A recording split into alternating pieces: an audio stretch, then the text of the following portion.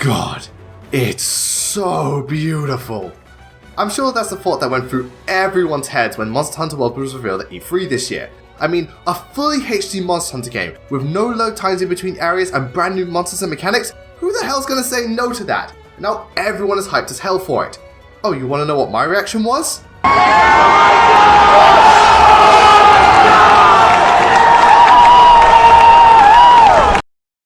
Meh, it looks okay. While there are many reasons to be excited for this game, I think the main selling point is being able to explore new locations that are no longer broken up into zones in glorious PS4 HD graphics, and it was this idea that got me thinking about the actual world of Monster Hunter. I've already talked about the various monsters that roam the land, sea and skies, but at the same time I also feel the places these creatures inhabit are equally as interesting. All the different environments and ecosystems that make up the Monster Hunter universe and the unforgettable set pieces that come with them. And in celebration of the newly announced Monster Hunter World... Calm down everyone. I feel now is the perfect time to talk about the habitats these horrors call home. So join me everyone, as it's time to venture forth into a world unlike any other, as I count down my top 10 favourite Monster Hunter hunting grounds. Now I bet most of you are wondering, how on earth are you going to rank hunting grounds? Well, in this case, it comes down to how aesthetically pleasing I find them to be, as well as how unique the locations are, what monsters you can find, the music, all the materials you can gather, how easy it is to traverse them, those kinds of things. So this list will be more about personal preference, and as always, you have every right to disagree. But just to be clear, areas that are exclusive to one monster or those arena type areas, I'm not including, since it feels rather unfair to compare them. That's like comparing the best legendary Pokemon and you decide to include Fione. The poor thing doesn't stand a chance. And with all that cleared up, I think it's time we set off once again into the world of Monster Hunter. And oh man, what a world we've stepped into.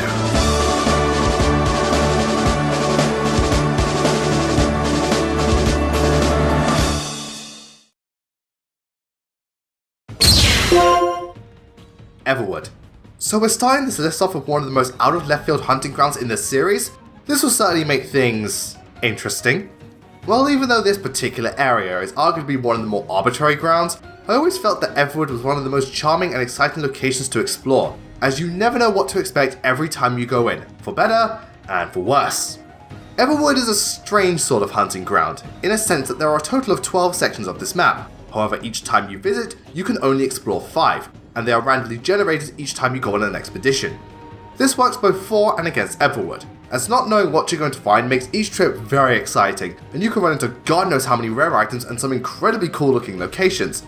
But at the same time, this lack of consistency can be a pain when farming certain resources, as you may not get the area you need upon multiple visits. But personally, I don't have that big of an issue with it, and I think it's cool that no two expeditions are the same. Since this area is so diverse, Everwood is home to a large amount of monsters. In fact, you can find a large chunk of the entire 4 Ultimate roster here, so this place has no shortage of beasts to battle. On top of that, monsters like the Basarios, Velocidrome, and Yangaruga are first encountered here, as well as some elder dragons like Kirin and Chameleos. The design of Everwood is something I find to be rather interesting, looking a lot like ancient ruins and temples that have been worn down by time, giving this place quite a bit of mystery, and definitely what I think to be one of the more interesting places in Monster Hunter. And I like the music too, very bouncy and upbeat. While rather inconsistent in its layout, I've always had a soft spot for Everwood and enjoy every trip I take to this place, because you never know what you're going to expect. I was not expecting that. Sunken and Volcanic Hollow. Yes, it may seem like cheating putting 2 entries in the same spot, but this isn't the first time I've done something like this, so don't act so surprised. And these two hunting grounds have so many similarities, I felt it best to include them both. The more the merrier, as they say, and I think we can all get down with more Monster Hunter. And Capcom seems to share the same mindset, what with Monster Hunter World coming out next year. But what about Double Cross? What about Double Cross? The Sunken and Volcanic Hollow are hunting grounds that share the same areas and their respective layouts, though there are some environmental differences, along with having different monster encounters and resources.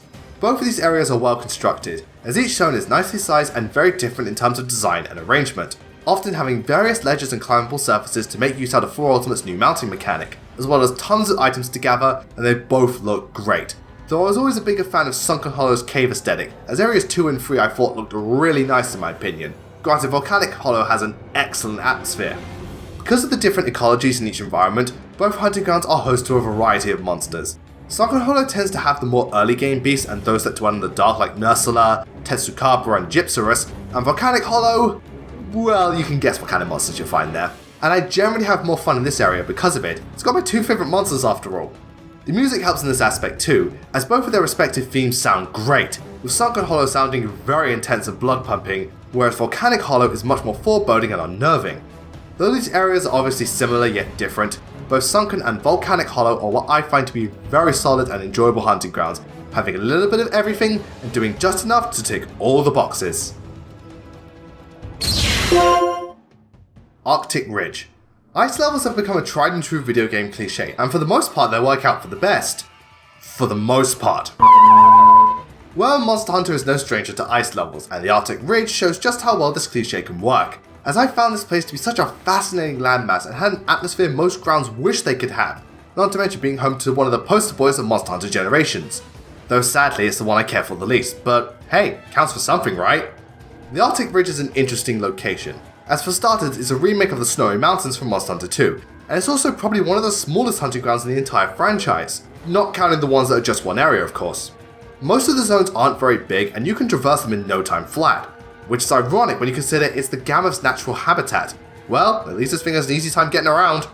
Despite its size, the Arctic Ridge is one of the coolest, pardon the pun, landscapes in the game, starting from the bottom which is still home to plant life, making your way through the frozen caves, and then finally arriving at the peak of the mountain while being enveloped by the freezing cold winds. Beautiful, just beautiful. But be sure to bring those hot drinks, otherwise you may as well use your nipples to sharpen those blades. That's what I love about the Arctic Ridge, not the part about the nipples. The way in which you travel up the mountain and how the scenery gradually changes the further you progress, I found this to be such a memorable location even if it's relatively new to the franchise. Okay, technically it's not new, but it's still very impressive all things considered. That being said, the Arctic Ridge isn't perfect since I observed that there aren't many gathering spots in this area, and since the map is overall rather small, fighting monsters in certain zones can be a bit awkward to say the least. In addition, the music is rather odd as well. Not in the sense that it's bad, no, I really like it, but due to the fast-paced tempo and the more tribal instruments, it doesn't feel like it fits in this type of area. In fact, it's more at home in a Crash Bandicoot game. I'm serious, just look at this!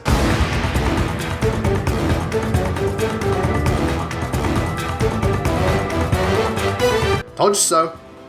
Another negative to this area is the number of monsters featured here is pretty small and overall not very impressive. I mean, yeah, there are ones I like the Gammoth, Barioth, and Kirin, but the majority of monsters here I'm either indifferent to or just straight up don't like. After all, there's the Kezu, the Lagombi, too easy, the Rajang, still not a fan, and the Bull Drum. Just don't. At the end of the day, I have to admit the Arctic Ridge is more style than substance, but oh baby does this place have style. Being what I consider one of the most striking and enthralling environments to navigate, this place makes the journey much more important than the destination. The Dunes. For the longest time, I was not a fan of desert levels in Monster Hunter. Not to say they were bad, it's just that so many of them felt barren, empty, and weren't very fun to explore. That's kind of the point, jackass. Yes, thank you, Captain Obvious. However, the 4th generation is where my perspective took a complete 180, as the Dunes stands as my favourite desert map in the series and one of the best in 4 Ultimate, and this game is no stranger to fantastic hunting grounds, as we'll see later on. Desert landscapes have been with the series since its inception, and until 4 Ultimate, I never liked these areas.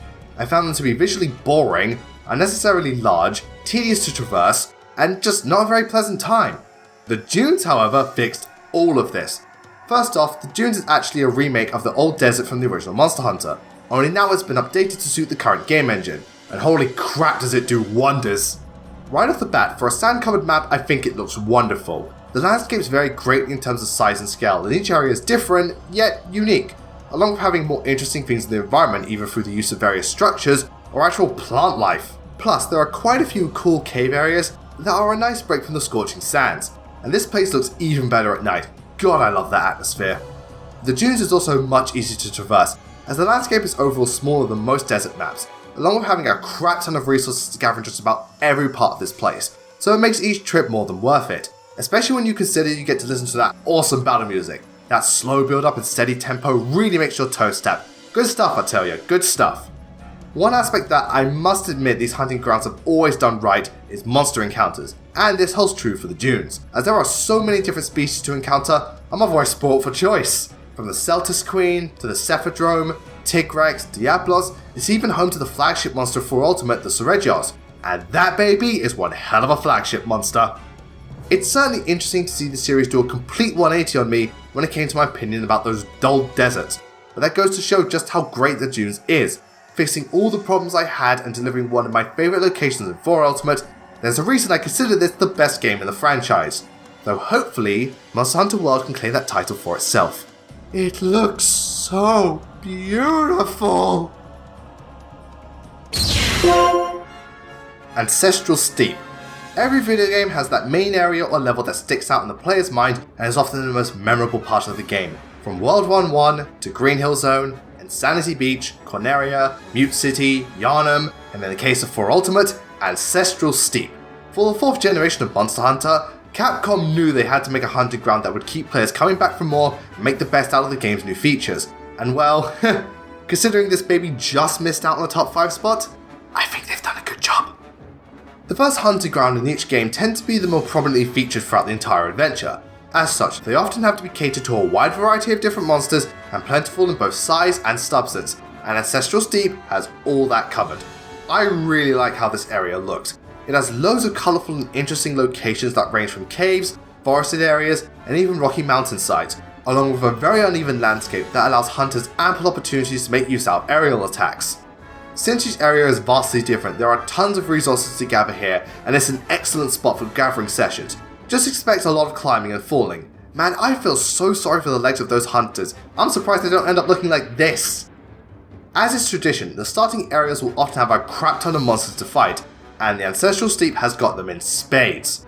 In fact, you tend to find the more iconic ones here, like the Tigrex, Raytheon, Gormagala, Seregios, Astalos, and so on, so there's plenty for you to sink your blades into. And when you hear that epic score that accompanies each battle, you'll be sinking those blades deep into those beasts. And I have so much fun fighting in this hunting ground, thanks to all the ledges you can take advantage of. Never seen so many mounting attacks. While a little bit by the numbers, the Ancestral Steep does its job very well and is a wonderful place to go hunting whether you're new to the series or been here from the start. Just be glad real world logic doesn't apply to this game, otherwise it will be a short-lived experience.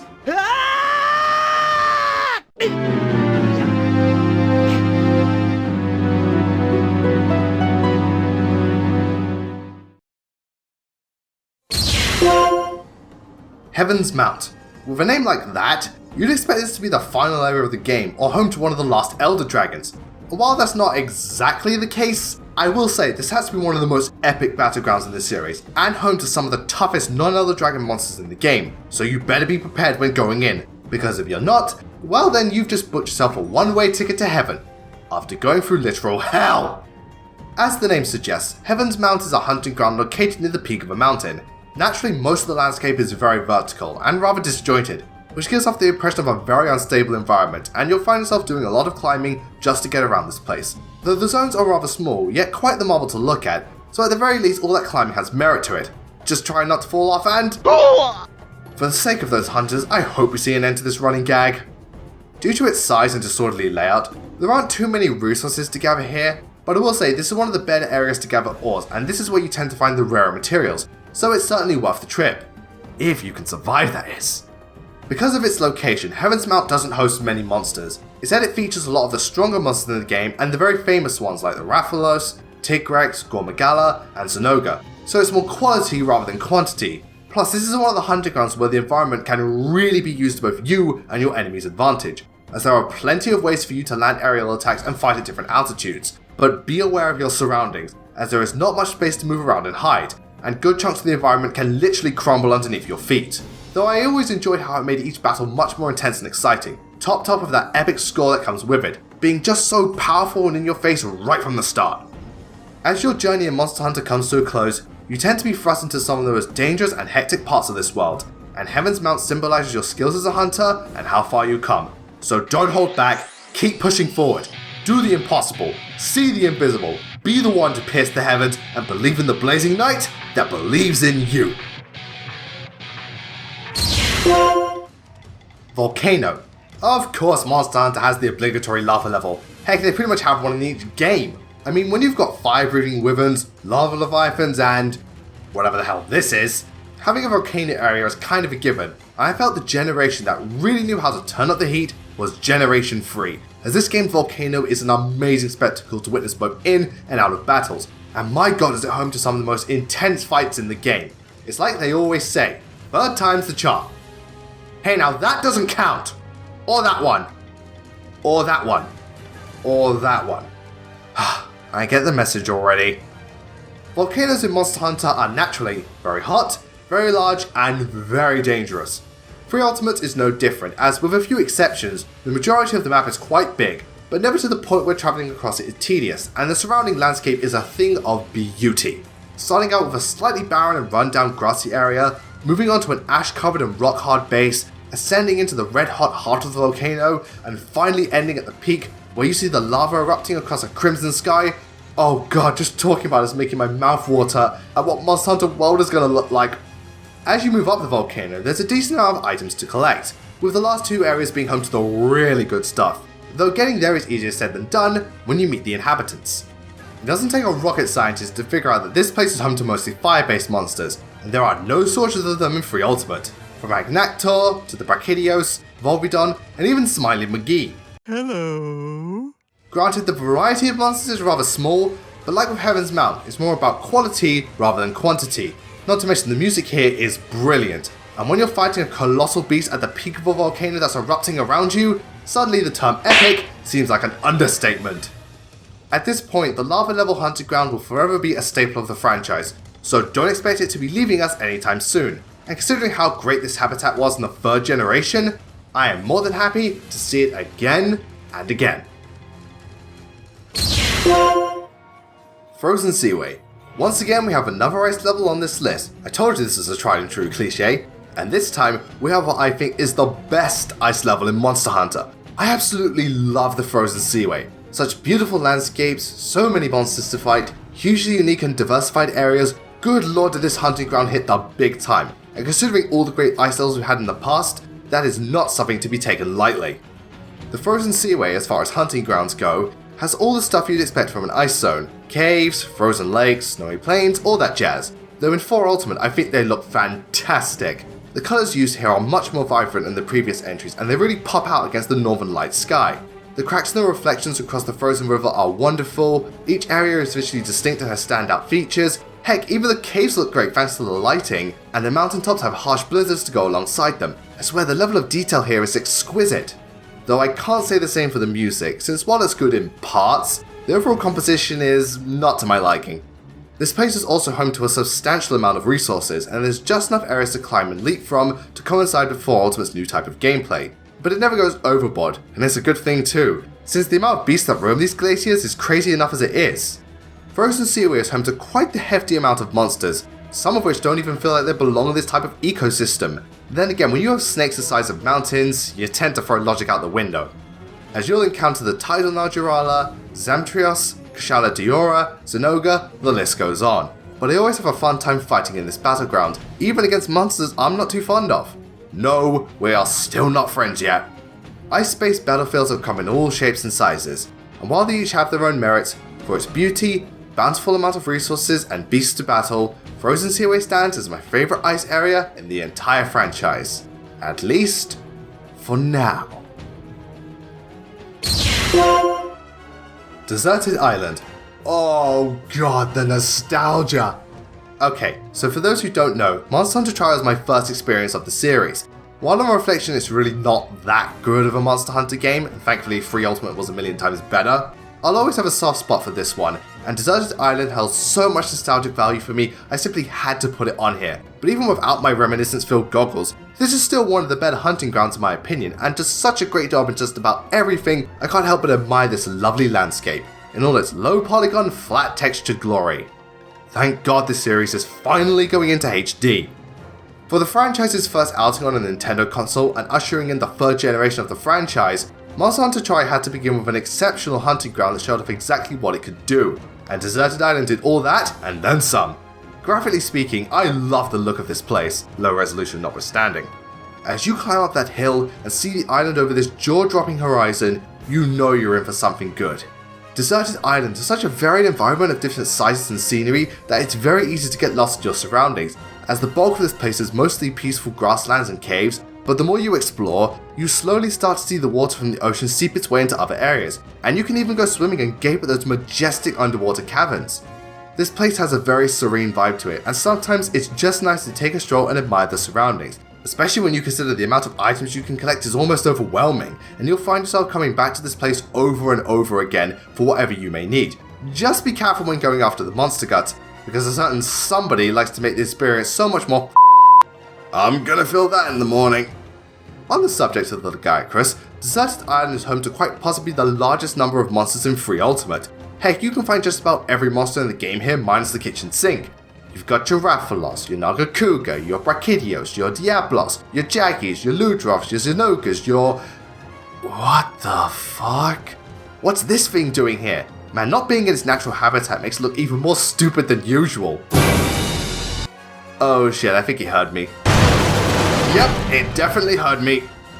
Since there are so many monsters and resources on this island, you're going to be seeing this place time and time again, which I think is definitely a good thing, especially when the music kicks in and I'm treated to one of my favourite tracks in the entire series. Seriously, it's so damn good. While I do have quite the nostalgic bias towards this place, I still consider Deserted Island to be an overall great hunting ground and definitely worthy of the top 10, as it is home to everything great about Monster Hunter. Well, almost everything. Before we get to number 1, I'd like to do some honourable mentions. First up is Jurassic Frontier. For a starting area, Jurassic Frontier is overall pretty good, and some of the scenery in the last couple of sections is downright gorgeous. But this place is rather small and some of the areas are a bit dull in my eyes.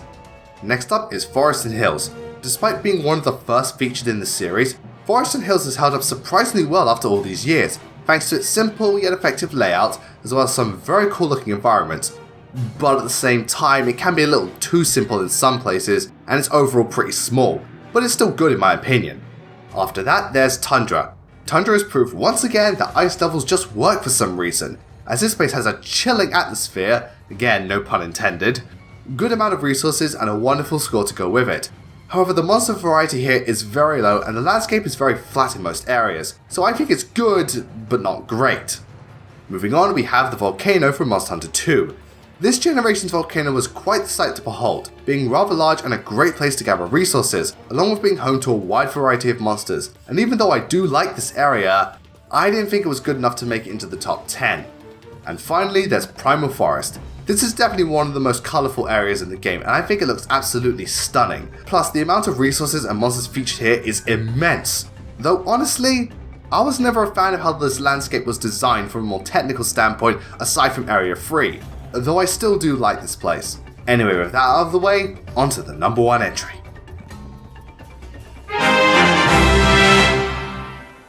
Misty Peaks. Sweet mother of Dalamada, do I love this place! You know how I've praised all the previous locations for so many aspects it seems almost stupid to get this excited over environments in a video game?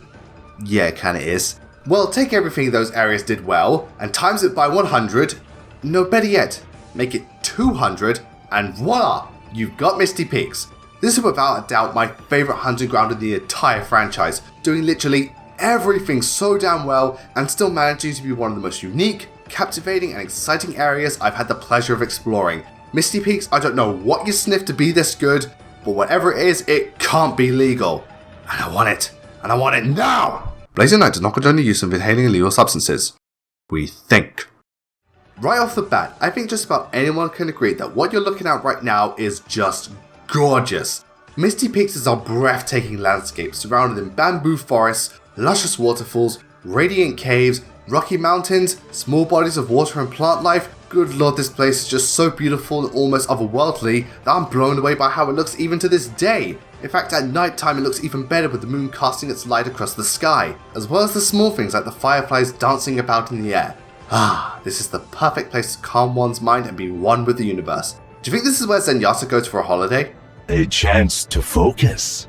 Thanks to this thriving ecosystem, there are a good amount of resources to gather, most of which are insects, mushrooms, and herbs, naturally. And the music is wonderful too. being a very upbeat and energetic tune, but still keeping that sense of serenity for the use of its instruments.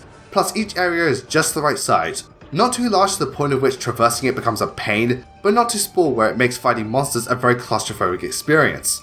And speaking of monsters, Misty Peaks is no stranger to them, as you can find quite a lot of game to hunt here, from weaklings like the Jaggi and the Azuras, to some of the more ferocious fiends like the Nargacuga and Zenoga. In fact, this area is where you first encounter the Zenoga. I'll tell you, this thing has excellent taste when it comes to choosing its home. Honestly, I don't know what else there is to say. Misty Peaks is an outstanding location and one of the most incredible areas the franchise has ever created. From great music, to great visuals, great monsters, and a great collection of materials, the Misty Peaks makes for a great experience every time I set out to hunt my prey, which is why it takes the #1 spot as my favourite hunting ground in Monster Hunter. This has been Blazing Knight. I wish you all a great night, take care, and while Monster Hunter has and always will pride itself on the monsters you fight, why not take a moment to appreciate where you fight them and how the environment around you adds so much more to the battle at hand. And with the series going into full HD, the future of Monster Hunter has never looked so bright. Thank you all very much for watching this video and I hope you enjoyed it. But what do all of you think of my choices and what are some of your favourite hunting grounds in Monster Hunter? Also, how excited were you when they announced Monster Hunter World this year? Be sure to let me know in the comments below, and don't forget to give this video a thumbs up and subscribe as it really helps out the channel and it means the world to me. Please be sure to follow me on Twitter and Amino at Blazing Knight, and I hope you all have a wonderful day. Also, big thank you to Ladapa Greninja for helping me out with this video. Anyway, that's it from me, I'll see you all next time.